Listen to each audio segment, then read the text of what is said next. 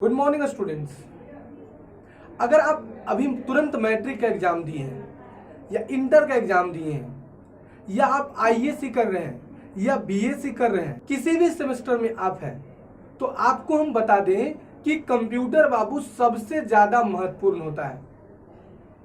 सभी स्टूडेंट के दिमाग में ये बात आता है कि हम पहले 10th का एग्जाम दे दिए तो कंप्यूटर ज्वाइन कर ले, बहुत अच्छा चीज है। अगर आप 10th का एग्जाम दे चुके हैं और आप घर में बैठे हैं तो आप कंप्यूटर आकर सीखें। अगर आप 12th के एग्जाम दे चुके हैं तो भी आप कंप्यूटर आके जरूर सीखें। लेकिन बहुत सारे लड़के के दिमाग में ये आता है, बहुत सारे स्टूडेंट के दिमाग में ये आता है कि सर अभी हम पार्ट 1 में हैं, अभी मेरा पार्ट 1 का एग्जाम चलने वाला है, सेमेस्टर 2 का एग्जाम चलने वाला है, सेमेस्टर 3 का एग्जाम चलने वाला है, तो हम कंप्यूटर का कोर्स कैसे ज्वाइन कर लें। इसी का आज सॉल्यूशन हम लेकर आए हैं कि आपको ज्यादा सोचने की जरूरत नहीं है। ठीक है, मेरा नाम रोशन कुमार है, मैं the future track computer education का डायरेक्टर हूं और एज ए टीचर मैं 15 साल से कंप्यूटर पढ़ा रहा हूं। और आप सोच सकते हैं कि मेरा एज अभी 30 हो रहा है, यानी हम 30 साल के एज है, तो हम 15 साल से पढ़ा रहे हैं, तो 15 से 16 साल की उम्र में हम इंस्टीट्यूट खोल दिए थे। तो क्या हम ग्रेजुएशन कंप्लीट कर लिए होंगे 15 साल 16 साल की उम्र में? नहीं, हम कंप्यूटर सीखते भी थे और कंप्यूटर सिखाते भी थे। मेरा हिस्ट्री है कि हम कंप्यूटर सीखते भी थे और कंप्यूटर सिखाते भी थे। जैसे जैसे कंप्यूटर सीखते गए धीरे धीरे कोर्स बढ़ाते चले गए, फिर बहुत सारे कोर्सेज करते गए और आगे जाकर आज मेरे पास मोर देन 1000 से भी ज़्यादा स्टूडेंट कंप्यूटर कोर्स कर रहा है। अगर हम ये सोच लेते कि नहीं पहले इंटर करेंगे, ग्रेजुएशन करेंगे, फिर एमए करेंगे, फिर पीजी करेंगे, तब कमाना स्टार्ट करेंगे, तब सीखना स्टार्ट करेंगे, तो आज हम भी उसी भीड़ में शामिल रहते जिस भीड़ में सब कोई नौकरी खोजता है। आज हम नौकरी देने लायक नहीं बन पाते। आज कहीं ना कहीं अगर नौकरी देने लायक बने हैं तो वो मेरा मेहनत है और आप लोग का सहयोग है, आप लोग का योगदान है कि आप हमको एक इम्पोर्टेंस देते हैं और मेरे पास कंप्यूटर कोर्स करने के लिए आप आते हैं। क्योंकि आज के डेट में सभी स्टूडेंट चाहता है कि हम एक अनुभवी टीचर के पास पढ़े जिसका कम से कम 5 साल 10 साल का अनुभव हो, क्योंकि उसको पढ़ाने का तजुर्बा मालूम है और वो हमारे पास है। हम बिना किताब कॉपी के आज से 10 साल पहले भी पढ़ाते थे और अभी भी पढ़ाते हैं। हमारे इंस्टीट्यूट में कंप्यूटर के सारे कोर्स कराए जाते हैं, जैसे DCA, DTP, tally, hardware, networking, software, multimedia, coding classes, सब कुछ कराया जाता है।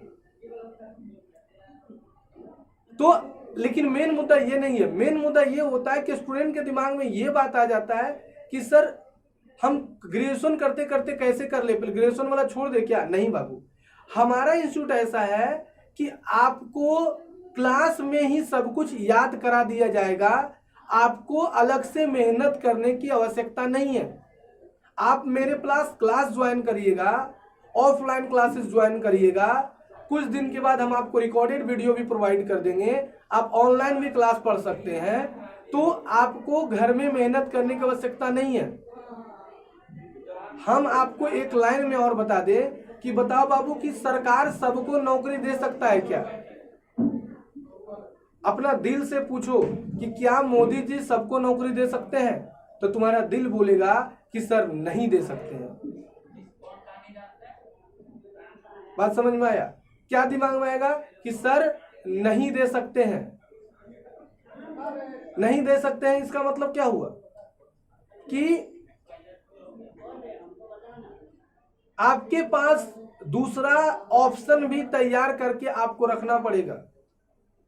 आपको क्या बोले, आपको एक दूसरा ऑप्शन भी तैयार करके रखना पड़ेगा कि हम कुछ कमा सके। जैसे एग्जाम्पल में बात देते हैं बाबू, अगर 100 वैकेंसी सरकार निकालता है तो 1 लाख लड़का फॉर्म भर देता है, तो बताओ कि नौकरी सिर्फ 100 लड़का का होगा कि 1 लाख लड़का का होगा? अपना दिल से पूछो कि 100 लड़का का नौकरी होगा सर, तो बाकी लड़का लोग क्या करेगा? एक रेशियो हम बताते बाबू कि 100 लड़का अगर तैयारी करने के लिए चालू करता है तो 100 लड़का को नौकरी नहीं होता है, उसमें से मात्र 20 लड़का का नौकरी होता है, जो कि हम बहुत ज्यादा रेशियो बता दिए। 20 लड़का में से 80 लड़का क्या करेगा? सो पहले बताओ, वो कहीं ना कहीं कुछ ना कुछ करके पैसा तो कमाएगा। और आपको ये जो 100 लड़का बता रहे वो सब ग्रेजुएशन कर लेता है, उसके बाद की कहानी है। 20 लड़का में 80 लड़का बच गया बाबू। 80 लड़का जिला हिला के कुछ ना कुछ तो करवे करेगा, तो क्या करेगा? 80 लड़का में 20 लड़का का बाबूजी का बिजनेस है, तो बाबूजी का बिजनेस पर चल गया। तो चलो बाबूजी का मेडिकल का दुकान है तो मेडिकल का दुकान संभाल लिया, किराना स्टोर का दुकान है तो किराना स्टोर का दुकान संभाल लिया।